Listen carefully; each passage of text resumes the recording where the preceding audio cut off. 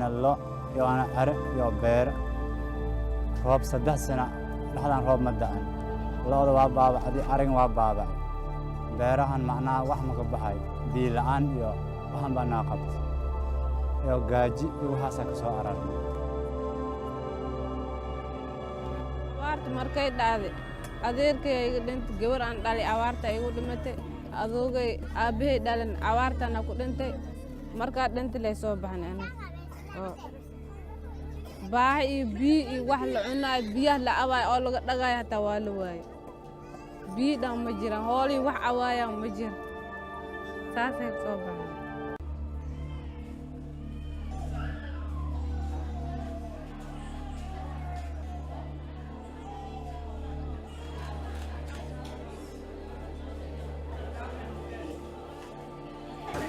In most cases, the death cause is the dehydration.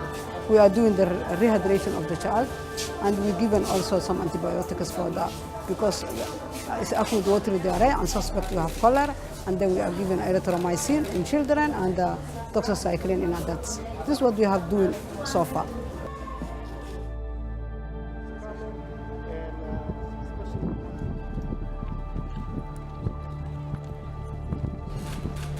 And the reason why I came to Mogadishu and Baidoa is very simple, to express my deep solidarity with the Somali people in this moment that it is at the same time both tragic and hopeful.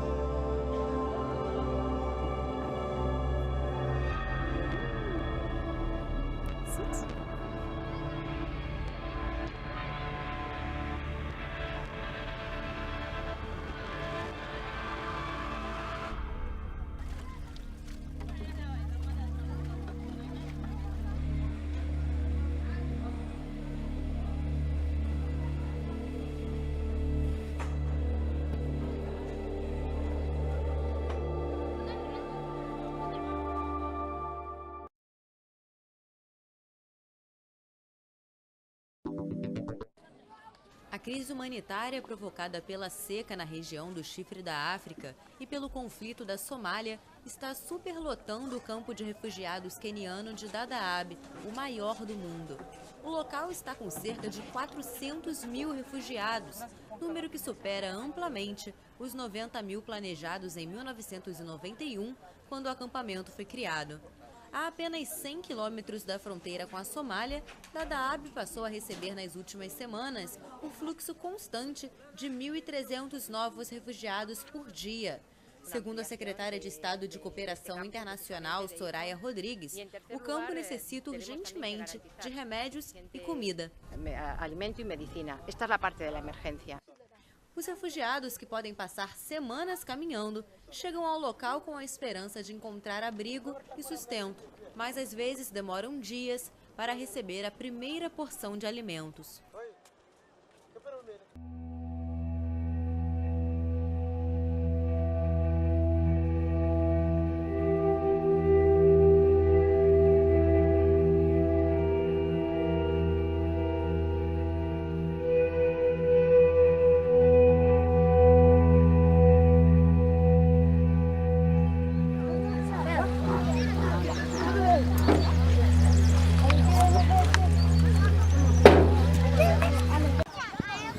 hilowlili inka dare mayka koy saako beeraley ahayni afarsani beeraha noo abaarsadaan webigiina noo guri marka anta gargaar ha ku weydini Kenya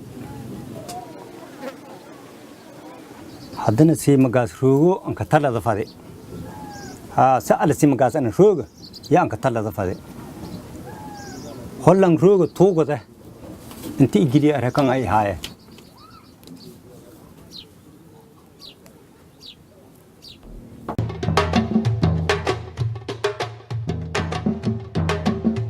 The main purpose of construction of the fence was to deter the incursions that are made by terrorist elements crossing over from the Federal Republic of Somalia into Kenya.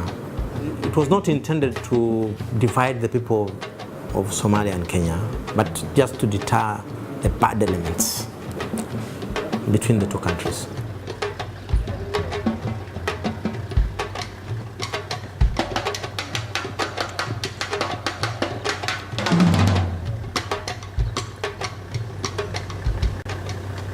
It was around midnight. The blast was a bit loud. It really scared him. Even sometimes when he has the banging of the door, he really wakes up from the sleep and then starts screaming. But with time, you will forget that. I've been here for 1 year and close to about 7 months. During that time, I can recall almost about 5 to 6 attacks. Al-Shabaab claimed attacks. Number is close to about 20.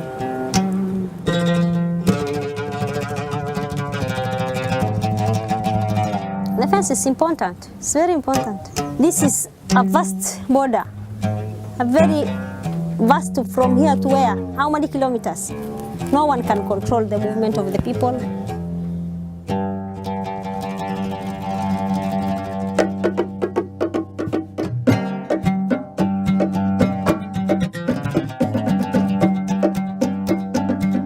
ميا جت كلا أغمبين جت كلا أغمبين ترويج لها كان لاقي قلب ما بين حدود آدي لأن إسكمرن. We encourage them to go back to their country. Since 2013, we have repatriated about 75,000. This year, my target will be to repatriate everybody because we intend to close the camp.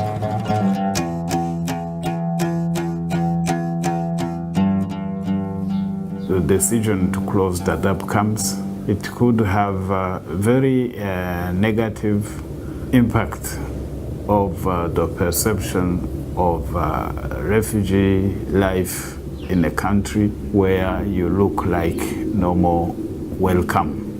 The security impact of these refugees, some of them are terrorists, and the terrorists are using the refugee camp as a harbor of attacking our country. If we have a camp that is being used as a harbor of terrorists, then that camp must be dismantled.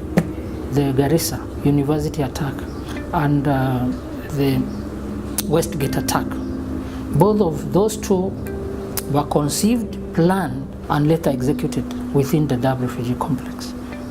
It is unfortunate because the majority of the refugees are peace-loving and people with a need for protection.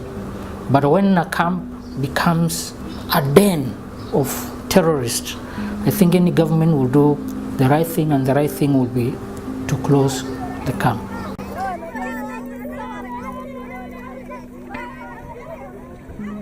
Some refugees confess that instead of waiting the deadline and being taken to the border, they prefer to anticipate and find their way out of the camps. You know, as British say, home sweet home. Because once they are home, nobody will chase them out except Al-Shabaab. Europe itself is feeling the pressure. How would you compare the pressure on Kenya as a middle-income country to the pressure on Europe as a developed continent? The government and the people of Kenya have been taking care of these refugees for now 27 years. There never seemed to be any solution. Instead of condemning the Kenyan government for its intention to close the camps, how many countries are willing, for example, to take 10,000 of these refugees? That will be not just lamenting, but providing the solutions. I only know that after tomorrow, there will still be at least 247,000 refugees Personally, I failed to understand how the camps could close with 247,000 refugees.